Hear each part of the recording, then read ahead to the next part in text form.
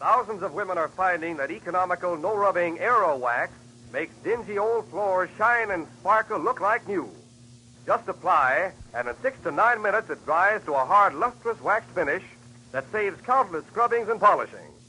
Yet, Aero Wax costs only 25 cents a pint at grocery, hardware, drug, and chain stores. Get Aero Wax, Aerowax, tomorrow.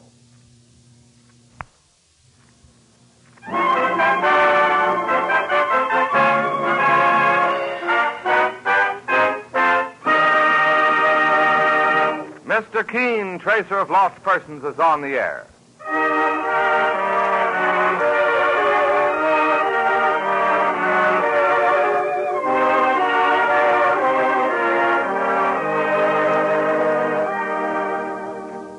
Ladies and gentlemen, the makers of Colonos toothpaste present Mr. Keene, Tracer of Lost Persons, one of the most famous characters of American fiction in one of radio's most thrilling dramas. Tonight and every Thursday night from 7:30 to 8 Eastern Wartime, the famous old investigator will take from his files and bring to us one of his most celebrated missing persons cases.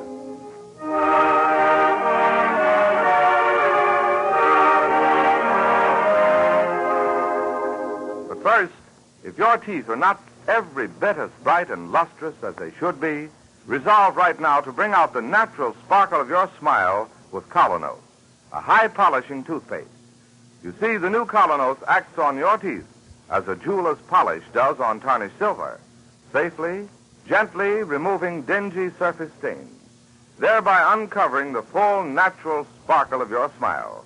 Ask your druggist for Colonos, K-O-L-Y-N-O-S, Colonos toothpaste.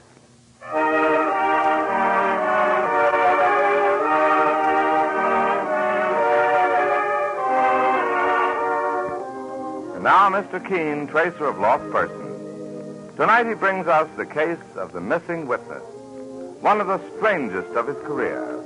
A case in which murder, 3 beautiful women, and a fashion show are all strangely mingled. But listen now. As our story opens, a man is seated in a chair. Across his head slants a bar of sunlight, and on his face is a completely incredulous smile. He rises slowly to say, "Don't be a fool, my dear. Put it down before you hurt yourself. Can't you hear me? Stop this ridiculous play acting. Put it down, I say." You really did it. I didn't think you had it in you. Does you?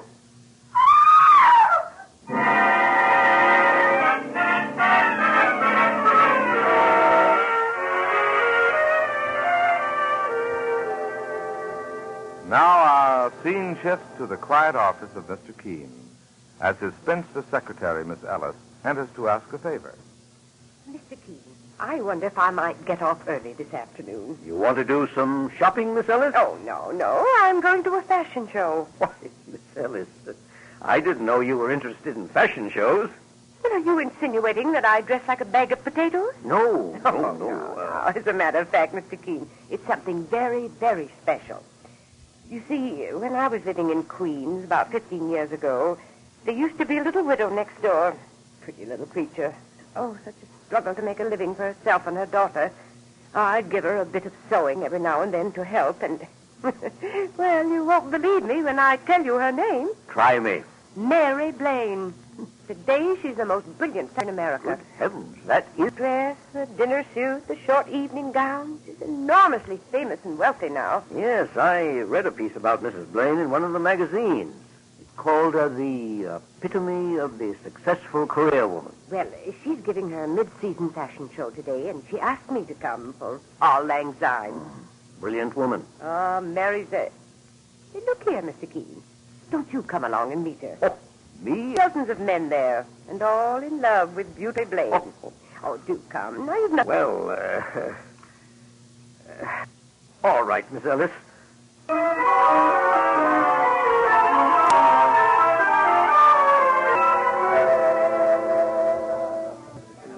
see, Mr. Keene, I told you that... Oh, that's the general talking to her, right? She is beautiful, all right. Success. How do you mean? There's an expression in her face of strain, anxiety. maybe. Oh, she's noticed me. Here she comes. Isn't she stunning in that little gray number? Miss Ellis, I'm so glad you could come. Well, thank you, Mary, dear. And I took the liberty of bringing my boss, Mr. Keene. How do you do, Mr. Keene? Delighted to know you. I've been hearing about you for years from Miss Ellis. How wise you are. And how kind. Now, don't give away any secrets. But it's very sweet of you to break away from all those generals and things to say hello to just me, Mary. You were my friend when I was nobody. Well, you've always deserved the best friends in the world, Mary. And, oh, look, somebody's waiting to you. Oh, my manager. It's time for the show to begin. I'll have to get up to the microphone there to announce the new models as they come by. I'm so glad to have met you, Mr. Keene. The pleasure was mine. Yes, she's lovely and famous, but not quite happy. Oh, you with your X-ray eyes.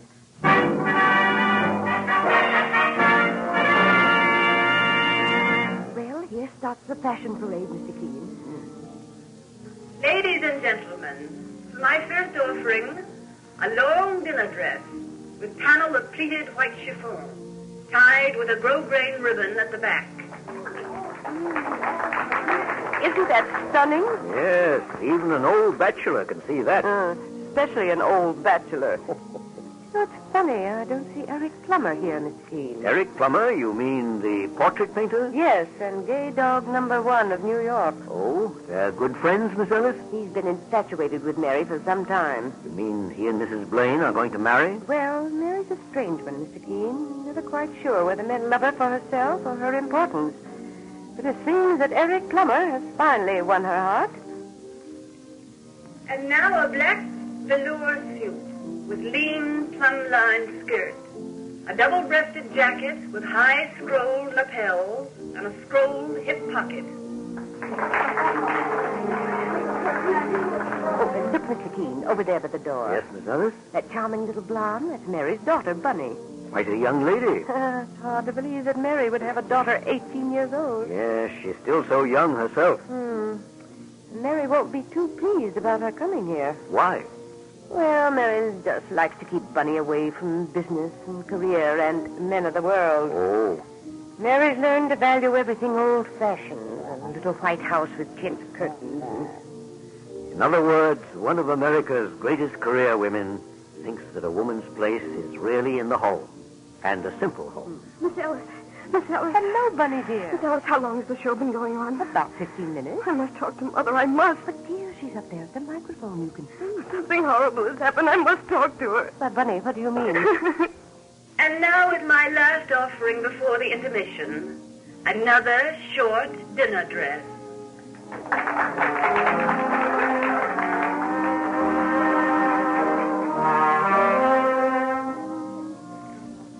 Mother.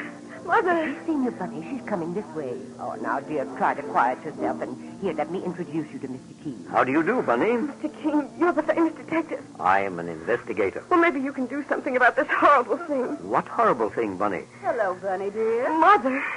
Darling, I thought you were going skating with your young soldier friend. No, I didn't. Oh, Mother. Mother. Oh, come, Bunny. What's happened? I went to Eric Plummer's studio instead half an hour ago. To Eric's studio? Why? He asked me to tea. He wanted to talk about doing my portrait. He might have asked me about that. Oh, it was all to be a surprise, Mother. Eric said it would make me the toast of cafe society. I'd become glamour girl number 1 of 1944. Oh, my dear. You should have gone skating. Bob Martin is such a fine boy, and his furlough will be up soon. Mother, I still haven't told you what happened. If you'd rather we left you alone. Oh, no, Mr. Keene, please stay. I beg you to. Well, what has happened, Bunny? When I got to the studio and rang the doorbell, a policeman came out. A policeman? He asked me all sorts of questions because you see, Eric's been shot. Shot? Through the head. He's dead, Mother. He's dead. Oh, how utterly horrible. The police said there weren't any clues at all. Oh, imagine anybody killing a wonderful man like Eric Plummer. It's ghastly. Ghastly. I want to find the person who killed Eric. I want to make them pay. And that's why I thought maybe Mr. Keene... Yes, Mr. Keene. In a situation like this, you'd know exactly what to do. But if the police are already on the case... Well, one moment, please. Bunny, go over to Mr. LaRue and ask him to announce the rest of the show. All right, Mother. And you, Mr. Keene, would you please step into my office with me? Oh, forgive me, Miss Ellis. Oh, it's quite all right, Mary. Here, Mr. Keene. Thank you. Well, my dear? Mr. Keene, Bunny's news did not altogether surprise me. Really? In fact, I know very well who killed Eric Plummer. You do? But first, Mr. Keene, I've heard you're the cleverest private investigator in this country. Thank you. Do something for me, please. Go to Eric's studio. Examine all the evidence. And when you come back, Yes? I'll tell you who killed Eric Plummer.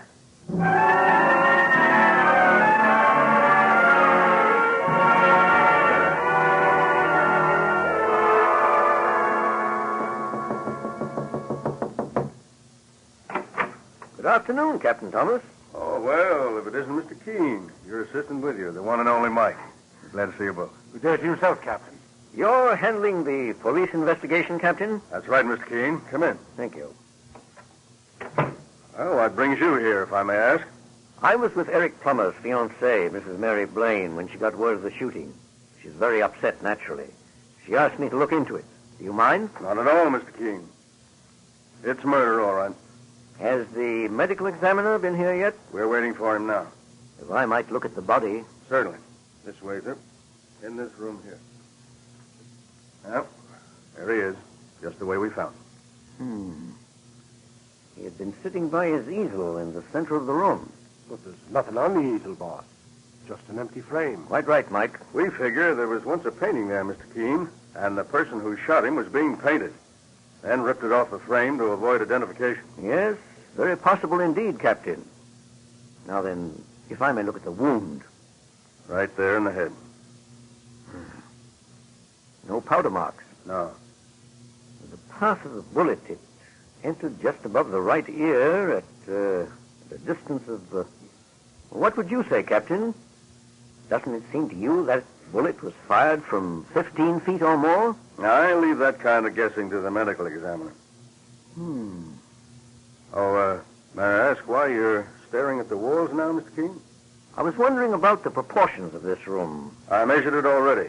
20 by 20. Oh, thank you. No sign anywhere of the gun that killed him? None. May I ask how you learned about the shooting? Through a neighbor. The shot resounded pretty loud in the air shaft back of that window there. And the neighbor who heard it? The gal who has the studio in the back. Portuguese gal. Rosa Avelar. She was taking a bath at the time she heard the shot. Quick as she could, she came and knocked on the door here. No answer, so she sent for us. Well, thank you, Captain. I won't trouble you any further.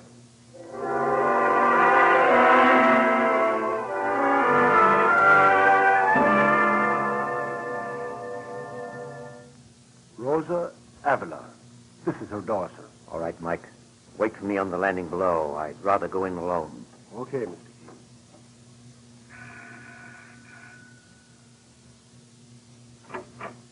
Miss Avila, Yes? I'm taking a hand in the investigation of the murder next door. Well, I have already talked with the police. Just one or two questions more. Oh, why not? I want to help as much as I can. This Mr. Plummer was a very kind gentleman. In what way? Oh, he is a painter, and I am a painter. But I am a little one, a poor one. He made me many loans of materials. Very generous. As one artist to another, eh? Yes, of course. Well, what I'd like to know is, did you see who entered his studio in the hours before he was shot? No. I am busy painting a flower piece. That one there? Yes. It's lovely. You like it? Very much. I presume you're working from that vase of roses on the windowsill. Yes, that's right. Well, now, after the shooting, did you hear anybody running from the studio? Well, I am not sure. You see, I am taking a bath with the window closed. I hear a loud noise like a shot, but nothing else. Thank you. Sorry to have troubled you. No trouble at all.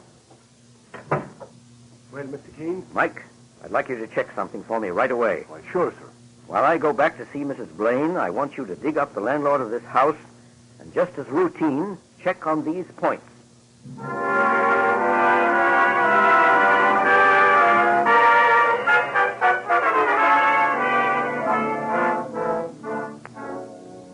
In just a few moments, the scene follows between Mr. Keene and Mary Blaine. Meanwhile, remember, first impressions are usually lasting impressions. People judge you by the way they see you. They decide almost at once whether they want to know you better or not. And one of the greatest factors that influence everyone you meet is your teeth. If your teeth are dull and discolored by surface stains, chances are 9 times out of 10 that others find you unattractive. That's why I want to tell you about the new Colonos toothpaste. It's a high-polishing toothpaste. Thousands more people every day are discovering it does wonders in helping to remove from the teeth those dingy-looking surface stains, so that the natural sparkle and brilliance is revealed. What's more, Colonos is delightfully pleasant to use because it leaves your mouth feeling tingling clean and refreshed. For its action is like a jeweler's polish removing tarnish from a piece of silver. So if you want a smile that makes a good impression, that adds to your charm and personality, try the new Colonos toothpaste, a high-polishing toothpaste. Get Colonos, K-O-L-Y-N-O-S, Colonos toothpaste at any drugstore tonight. And now Mr. Keene faces Mary Blaine, Eric Plummer's beautiful and famous fiancée. Here, Mr. Keene, sit down. Thank you, Mrs. Blaine. You went there. You examined the evidence. Yes. I fulfilled my part of the bargain. And now I'll have to fulfill mine. Well, my dear, you said you knew who killed Eric Plummer. I did, Mr. Keene. I killed him. You? I fancied you'd say that. Oh, not because I'm shielding anybody else. Please don't get the conventional idea that my daughter, that Bunny, perhaps... No. But if you did it, why did you send me back to look at the evidence? Because I hoped and prayed that perhaps I didn't do it. Oh, I know all this sounds mad. Tell me the whole story. The whole story, Mr. Keene? I've given my best years to fight my way to the top. Now it's just one long nightmare of anxiety to stay there. Men flock around me. Why? For my money, my fame, or for myself? I can never be sure. When I met Eric Plummer, I knew he'd led a rather wild life, but he was a great artist in his own right. And when he told me he loved me, it sounded real for once. Or I hoped it was real. Yes, my dear. Go on. Lately, he's been painting my portrait. Once I took Bunny to watch. That was a mistake. Eric went to work on Bunny with all his charm. A man old enough to be her father. I want to keep Bunny wholesome and natural, Mr. Keene. I asked Eric again and again to stop turning her head. Today, this morning, I went to sit for him again, and to have it out with him once and for all. I was sitting on the dais, and he was painting. He looked up and laughed. He said... Well, my dear, you wouldn't be jealous of Bunny now, would you? Don't be silly, Eric. I just want you to leave Bunny alone. Such a hackneyed situation, isn't it? The poor man starts by falling in love with the mother, and then suddenly he sees that after all, it's the daughter he loves. Eric, you don't love anybody. It's all a game with you. Ah, me. The eternal triangle. He'd taken that tone with me before, Mr. Keene. Laughed at me. This time I was desperate. I wasn't going to let him ruin Bunny's life. I brought along a revolver. I took it from my bag. Eric looked up and said... Mary, you're much too sophisticated for that kind of nonsense. You must promise me never to see Bunny again. Eric, I'm serious about this. Believe me. Don't be a fool, my dear. Put it down before you hurt yourself. Can't you hear me? Stop this ridiculous play acting. Put it down, I say. You really did it. I didn't think you had it in you. And there he lay dead before you, Mrs. Blaine. Mr. Keene, will you believe me? I was horrified. I never really meant to pull that trigger. I only wanted to frighten him. And suddenly, he was dead. I suppose I should give myself up to the police. One moment. Before you do anything like that, what has become of the gun? Well, after I ran from the house, my first thought was to get rid of it. I threw it away. Where? There was a can of cinders standing in front of one of the houses. I pushed the gun inside and covered it over. That, my dear, was a great mistake. You went and buried your own best witness. Witness? Yes. To the fact that you never shot Eric Plummer. But I didn't shoot him. No. It was a physical impossibility. Why? Why do you say that? Better answer. Hello? Begging your pardon. May I speak to Mr. Keene? One moment, please. Mr. Keene. Thank you. Hello? Boss, Mr. Keene. Oh, hello, Mike. What'd you find out? Boss, you hit it on the nose. Good, Mike. I'm glad. Now, something else for you to do. Yes, sir. Check with the sanitation department at once. Ask what they've done with the cinders they removed this morning from the 3000 block in East 58th Street. Cinders? What I'm really after is a gun. The caliber 38. 38. Mike, we must have it. Talk of a needle in a haystack. I know you won't fail me, Mike. Okay, sir. So you think I did not kill Eric? Strange, isn't it? That I have to get evidence to convince you of your own innocence. But if I didn't, who did, Mr. Keene? That, my dear, is another story, and a rather tragic one. Forgive me if I run along now.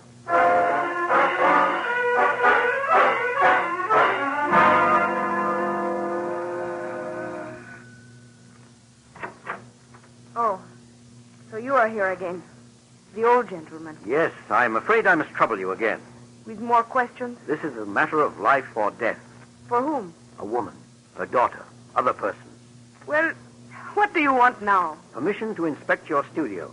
I want to study the layout. Sorry, I cannot talk to anyone. Miss Havelock.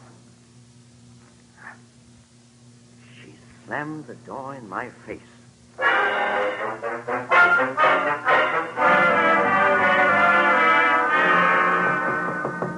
Come in. Good morning, boss. It's me. Not fit to stand in anybody's office. Why, Mike, you're all covered with ashes. Like a spectre risen from the grave. I've been digging through a mountain of ashes all night. Where? Oh, over on the East Drive. They were taking it for landfill. Did you find it, Mike? Here you are, boss. Good work. Have a look inside. Mike, I'm going back to Mary Blaine's place at once.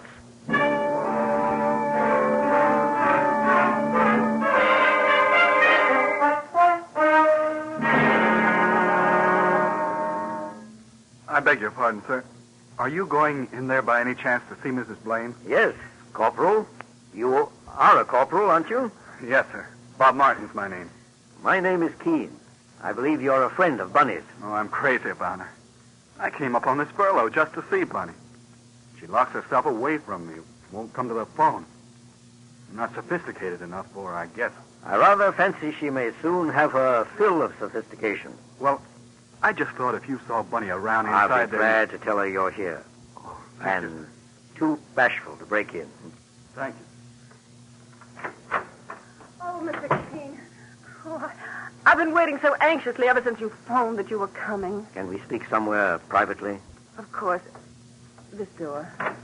Mr. Keene. Hello, Bunny. You have good news for us? Bunny knows everything. I told her. I don't see how I ever could have thought Eric was glamorous. Well, we found a gun, Mrs. Blaine. Look at it. It's mine. The one I tried to get rid of. Not one of the cartridges has been fired. You're sure? My dear, you couldn't possibly have killed him, and for many reasons. What do you mean? You say Eric Plummer was facing you when you aimed the revolver, Yes, Mr. Keene. but the bullet actually entered from the side of his head. The side? In fact, judging from the lack of powder marks, from the distance at which the fatal bullet was obviously fired, nobody inside that room could have killed him. Why, Mr. Keene? The room is 20 by 20. With Plummer sitting in the center at his easel, a person aiming the pistol with arm outstretched would nowhere have been more than 10 feet from him. But the bullet traveled at least 15 feet. 15? Then where did it come from? Outside the apartment, from a studio just across the narrow air shaft, and through the open window of Plummer's studio. And the person who killed him? A young lady, I'm afraid, also a painter. We learned from the landlord that it was Plummer who engaged the little back studio for her a year ago. Eric did? Yes. And he was supposed to be so madly in love with Mother. For the past 3 months, her rent hasn't been paid at all. Plummer finally lost interest. The young lady, Miss Avalar, seems quite hot-tempered. Charm. Glamour. And in the end, murder. Come in. Oh, Mr. Keene, Captain Thomas. your office said I'd find you here. I have a message for you. For me? It was addressed to the old gentleman. We figured out that means you. From Rosa Avalar. Yeah. Read it. Old gentleman, you are very wise. You guessed the truth. And now I will save everybody's time by sentencing myself. Rosa Avalar. Oh, she committed suicide? Half hour ago, ma'am. I'm sorry about this. Truly sorry. Well, that closes the case. I'll have to get along now and write the police report. Goodbye, Captain Thomas. Mr. Keene, how can I ever thank you? You were innocent, Mrs. Blaine. I was happy to be able to help you. Eric, everything about him was so mean, so heartless. That reminds me, Bunny, I believe there's a boy, a very bashful one, who's hanging around outside. Oh, not poor Bob. Yes, poor Bob. A boy your own age, with 10 times the real glamour of a man like Eric Plummer. Poor dear, he must be furious with me. No, just dying to see you. And my dear, whenever you're tempted to see glamour in a man like Eric Plummer, remember that all that glisters is not gold. Often you have heard that told. Gilded tombs do worms enfold. How terribly true. I've realized it for a long time. And now, so do I. All right, Bunny. Run along with you and make that poor bashful soldier happy.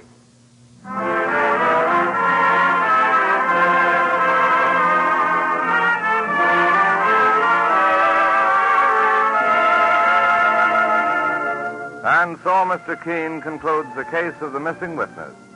Listen next week at the same time as he brings us the baffling and colorful case of the girl who sang too well.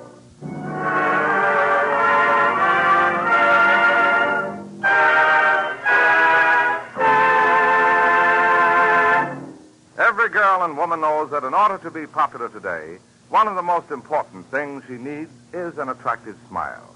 A smile that reveals clean and sparkling teeth. And to the man in business, teeth that make a good impression are just as important, too. If you're not certain that your own teeth are as attractive as they should be, here's something you will want to know. The new Colonos High Polishing Toothpaste does wonders in helping to remove those dingy surface stains. Helps reveal the natural brilliance of your teeth that adds so much to the charm and personality of your smile. I'll tell you why it does this. Its action on teeth is like that of a jeweler's polish on tarnished silver.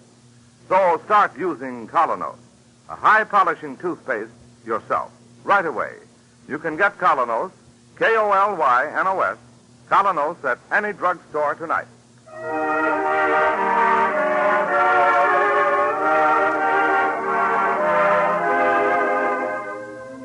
You've just been listening to Mr. Keene, Tracer of Lost Persons. Now on the air at a new time. Every Thursday night, 7:30 to 8 Eastern Wartime over this network. Don't miss Mr. Keene next Thursday night when the kindly old tracer turns to the case of the girl who sang too well. This is Larry Elliott saying good night for the makers of Colonos Toothpaste and Mr. Keene, Tracer of Lost Persons.